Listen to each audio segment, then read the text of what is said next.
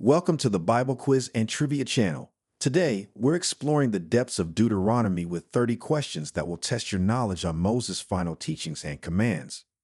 Don't forget to hit the subscribe button and like this video to support our content. After the quiz, share your score in the comments. We love seeing how well you do. Are you ready? Let's get started. Question 1. What is the primary theme of the Book of Deuteronomy? A. The conquest of Canaan. B. The laws and covenant. C. The life of Moses. D. The history of the patriarchs.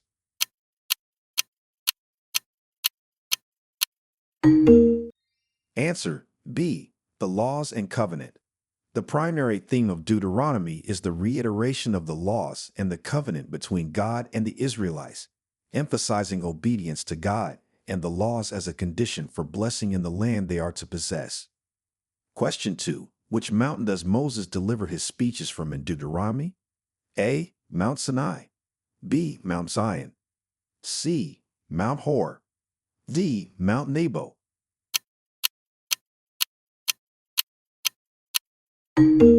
Answer D. Mount Nebo. Moses delivers his speeches from Mount Nebo in Deuteronomy.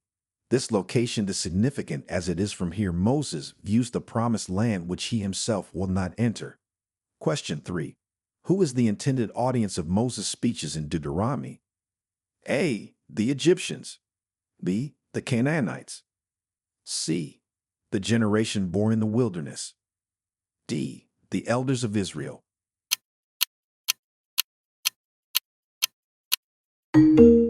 Answer C. The generation born in the wilderness. Moses' speeches in Deuteronomy are primarily directed towards the new generation of Israelites born in the wilderness, who will enter the promised land. These speeches are meant to reiterate the laws and covenant. Question 4. What significant biblical law is introduced in Deuteronomy 6-4-5, known as the Shema? A. The Ten Commandments. B. The Golden Rule. C. The law of sacrifice. D. The law of loving God with all one's heart and soul.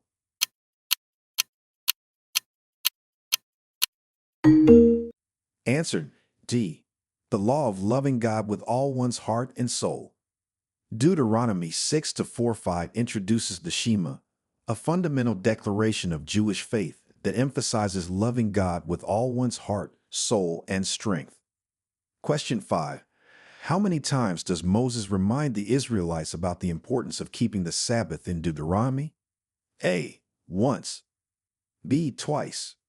C. 3 times. D. 4 times.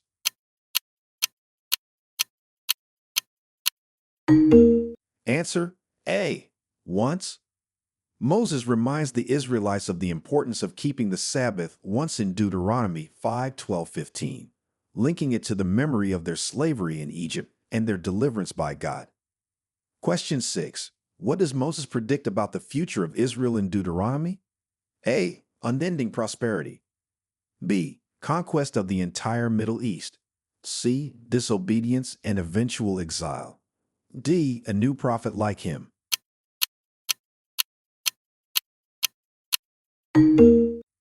Answer C. Disobedience and eventual exile. Moses predicts that Israel will eventually become disobedient and as a result will be exiled from the land, a prediction that underscores the conditional nature of their possession of the land based on fidelity to God's laws. Question 7. Which chapter of Deuteronomy details the blessings and curses depending on Israel's obedience or disobedience? A. Chapter 11. B. Chapter 28. C. Chapter 12. D. Chapter 15.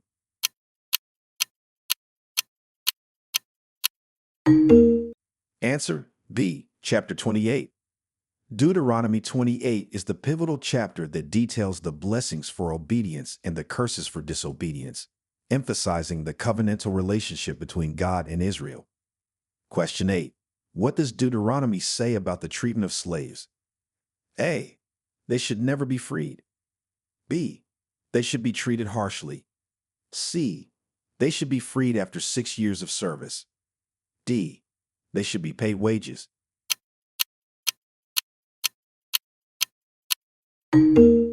Answer: C. They should be freed after 6 years of service. Deuteronomy 15:12-18 commands that Hebrew slaves be freed after 6 years of service, and when freed, they should not be sent away empty-handed.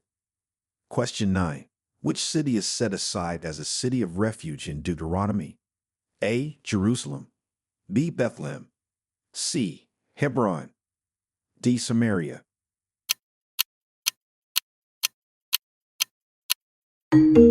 Answer: C. Hebron. Hebron is one of the cities set aside as a city of refuge where someone who killed another unintentionally could flee to escape the avenger of blood, as stated in Deuteronomy 4:41-43. Question 10. What festival does Moses command the Israelites to observe in Deuteronomy 16? A. Festival of Booths. B. Passover. C. Pentecost. D. All of the above.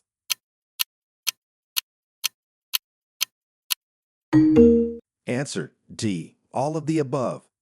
Deuteronomy 16 commands the observance of 3 major festivals: Passover, the Festival of Weeks, Pentecost, and the Festival of Booths, each associated with different aspects of agricultural seasons and historical events in Israel's history. Question 11.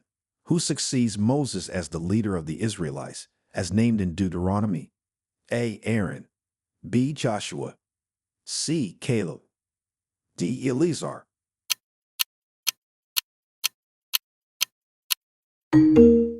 Answer: B. Joshua.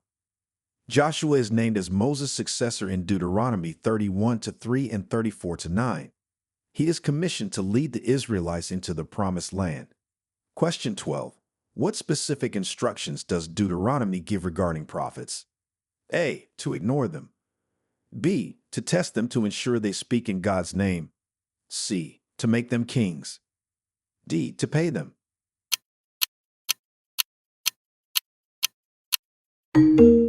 Answer: B. To test them to ensure they speak in God's name.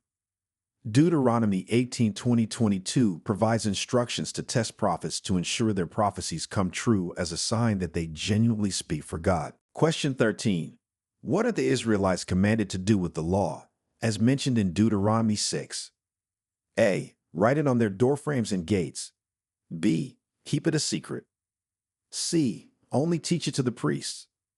D. Discuss it only on the Sabbath.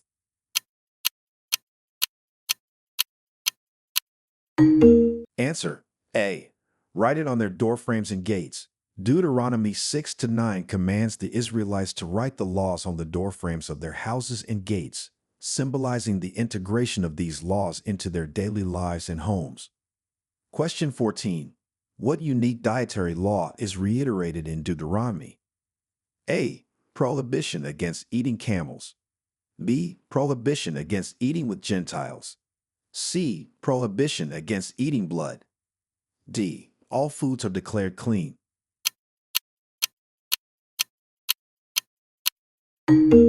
Answer: C. Prohibition against eating blood.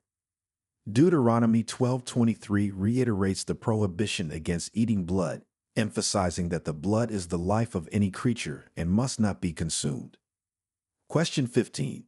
What is the rule regarding kings, as mentioned in Deuteronomy 17? A. A king must not be a foreigner. B. A king can have unlimited wealth. C.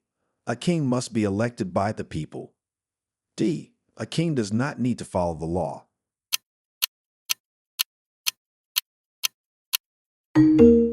Answer: A. A king must not be a foreigner. Deuteronomy 17:15 states that the Israelites may indeed appoint a king over themselves, but the king must not be a foreigner. He must be an Israelite, chosen from among their own brethren. Question 16. How does Deuteronomy instruct dealing with the rebellious son? A. Banish him from the community. B. Bring him to the elders for judgment. C. Ignore his behavior. D. Encourage him to leave home. Answer: B. Bring him to the elders for judgment. Deuteronomy 21:18-21 instructs that a rebellious son, who is stubborn and will not obey his parents even after discipline, should be brought to the elders at the gate of the town for judgment, emphasizing the community's role in upholding moral conduct. Question 17. What does Deuteronomy say about the treatment of foreigners and non-Israelites? A. Expel them from the land. B. Love them as yourself. C. Use them for labor. D. Do not interact with them.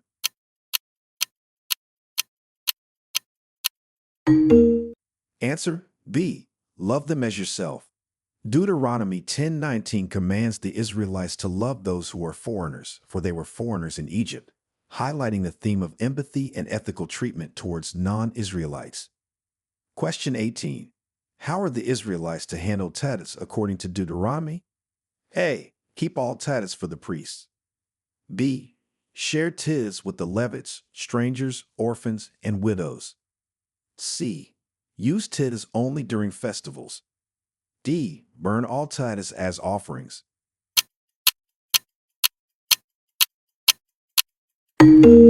Answer B. Share tithes with the Levites, strangers, orphans, and widows. Deuteronomy 26:12-13 instructs that every third year, the tithes of produce should be stored within the towns and shared with the Levites, who have no allotment or inheritance of their own, as well as with foreigners, orphans, and widows. Question 19. What does Deuteronomy command regarding warfare and treatment of enemies? A. Offer terms of peace before attacking. B. Attack without warning. C. Only defend, never attack. D. Treat all enemies with hostility.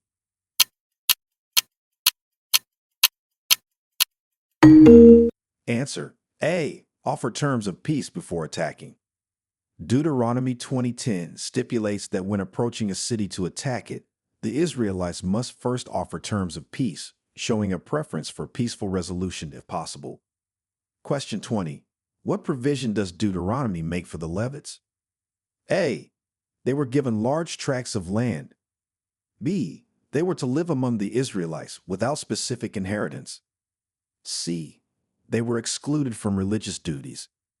D. They were to be sent abroad for diplomatic missions.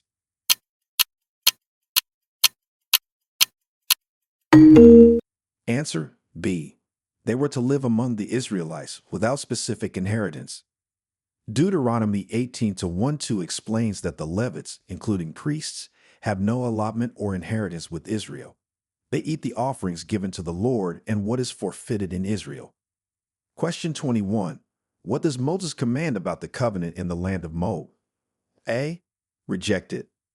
B. Renew it. C. Ignore it. D. Modify it.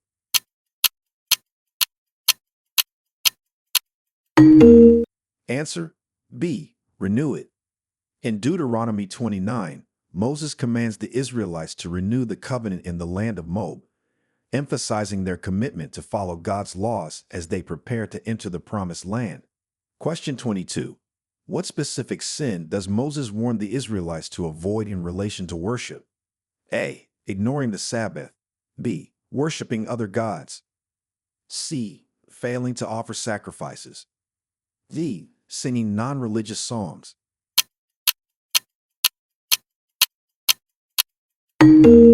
Answer B. Worshipping other gods.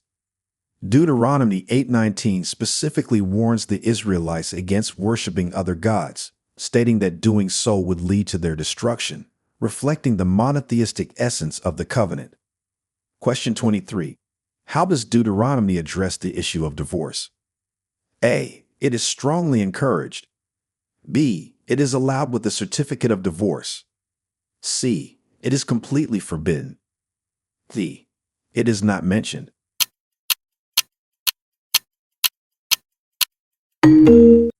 Answer B.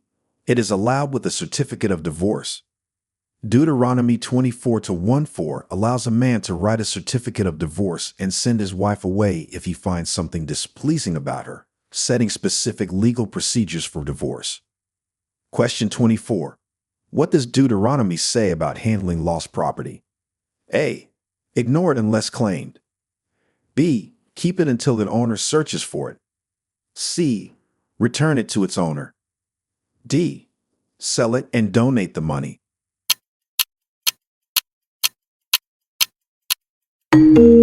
Answer C. Return it to its owner. Deuteronomy 22:1-3 commands that if you find your fellow Israelites' ox, sheep, or any other lost property, you must not ignore it, but must be sure to return it to them, emphasizing ethical responsibility. Question 25. What is the penalty for idolatry according to Deuteronomy? A. A fine. B. Forced labor. C. Death. D. Exile.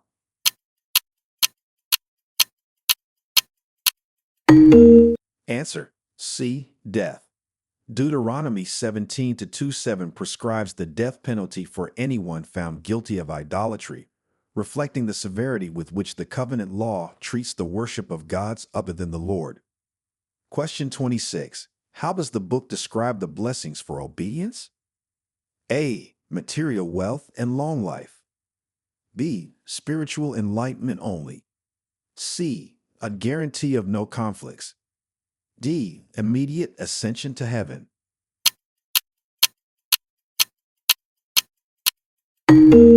Answer A. Material wealth and long life. Deuteronomy 28 describes the blessings for obedience as including material prosperity and longevity, symbolizing God's favor and the covenantal promise of a flourishing life in the promised land. Question 27. How are false witnesses to be dealt with according to Deuteronomy? A. They are forgiven. B. They receive the same punishment they intended for the accused. C. They are banished. D. They are fined.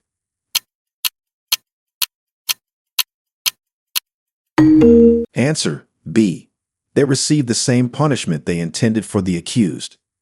Deuteronomy 19:16-21 stipulates that if a witness is found to be false, they must receive the same punishment they intended to bring upon the accused, ensuring justice and deterring malicious accusations. Question 28. What are the guidelines for appointing a king over Israel in Deuteronomy? A. The king must not acquire great numbers of horses, wives, or silver and gold. B. The king can do as he pleases. C. The king is chosen by the popular vote. D. The king must be a high priest.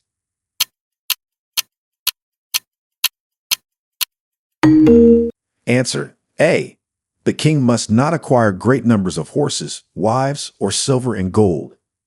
Deuteronomy 17:14-20 provides guidelines for a king, emphasizing that he should not accumulate excessive wealth, horses, or wives, nor should he lead the people back to Egypt to acquire more horses, ensuring he remains humble and faithful to God.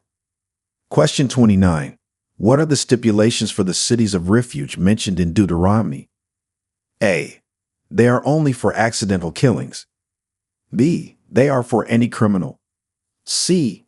They can be used for debt escape. D. They are for ceremonial purification.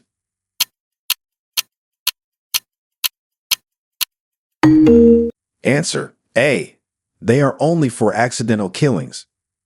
Deuteronomy 4:41-43 explains that cities of refuge are designated for those who kill someone accidentally, providing a place of asylum from the avenger of blood until a trial can determine their guilt or innocence. Question 30.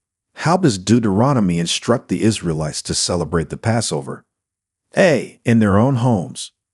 B. In Jerusalem. C. In the wilderness. D. Each tribe in its designated area.